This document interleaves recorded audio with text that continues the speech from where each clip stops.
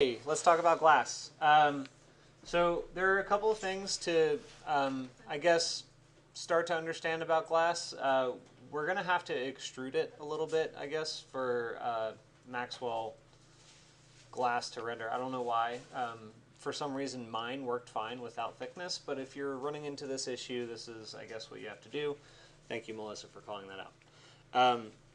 The extrusion needs to happen at the subdivision level. I mean, it could happen a couple of different ways, but the subdivision level is a pretty simple place to do it because, well, I guess you could do it. It depends on whether or not you're using your mass or if you're using individual panels. Okay, so you can use your full mass and then just offset the surface inward, and then grab your edges and lock the edges, and then create a solid out of it that way. But if you have individual panels, it's a little more complex.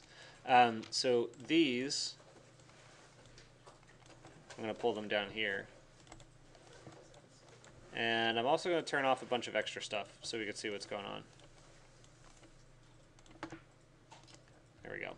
Okay, so these are our individual panels. You have to find the normal, and then you need to extrude it along the normal. So I've shown you how to find the normal a few times by now, but I'll show you again so you have it here ready to go. So surface analysis, evaluate surface, and we're going to need surface closest point.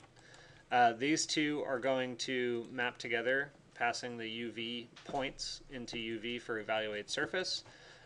We are going to base this operation off of the centroid of each of these panels. Now, remember, the centroid doesn't exactly live on the surface itself. See how they're kind of falling off a little bit? That's okay. It's just relative to the center point of the surface we can create a vector. So that centroid is our point to test, and then the surfaces themselves are the surfaces that we're going to analyze. Okay, so you see how that generates a frame for each one of these? Well, that's going to be how we find our normal. From there, it's as easy as going up to extrude, and we are going to extrude this surface, and we're going to amplify along the vector of the normal. That's this normal right here. So N plugs into V, and V is our extrusion direction, and we just need to create a slider or just some panel that's going to tell us how far. I'm going to go negative 0.5 to 0.5. That's 6 inches in to 6 inches out. Actually, let's do 0.50. So I'll plug this in here, and that's negative, and then as I slide it this way, you can see that negative for me was on the outside of the building, and positive is going in. It just depends on what direction you want it to go. I can't tell you that. Yours might be in, it might be out, I'm not sure.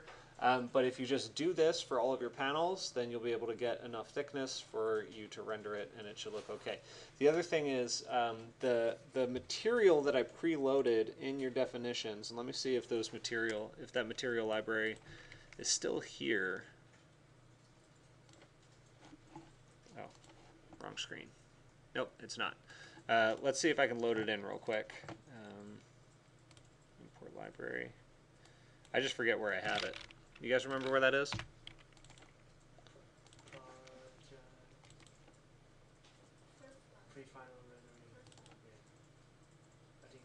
Materials library. Cool.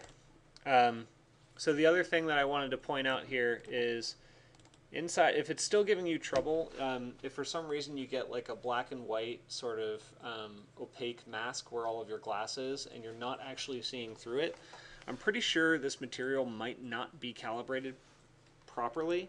And so if you want to force it, a good way is to just bump down your opacity mask. And I'm pretty sure the opacity mask is just giving us no, it's basically saying we don't have any alpha channel gradient. It's all going to be opaque or it's all going to be totally transparent. So if you just bump this down to like 70%, 60, or even 50%, you should be okay, and it should give you a little bit of visibility through the material a little better. So let me just do a quick draft to make sure that worked properly. Get that out of here. So I'll bake this. I'm going to put it on the glass layer. So now this lives on the glass layer. Turn it all off.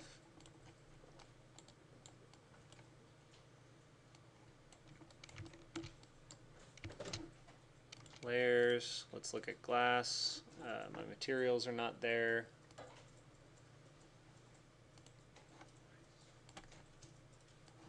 So let's put windshield glass on that. And let's just do a quick draft. So I'm set to Maxwell, that's good. Let's render.